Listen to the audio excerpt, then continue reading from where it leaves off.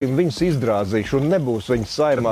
Uzsēdināt Latvijas sabiedriskos mēdījus, visu televīziju, panorāmu, krustpunkts, radio uz budžetu. Tas nozīmē, ka tie žurnālisti, viņiem maksā no budžeta. Tātad viņiem maksā ekonomikas ministrija, finanšu ministrijas tādu budžetu. Tu viņus kritizēs? Viņš lido, ēd ikrus.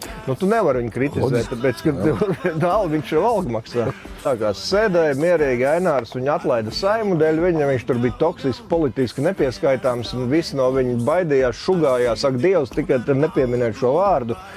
Un man liekas, ka Bordāns ar Jurašu kaut kādu bija to safabricējuši kaut kādu lietu. Kad viņš tur ir pirms 25 gadiem kaut kādā digitāla gaitā, viņš vispār ņepričot galīgi.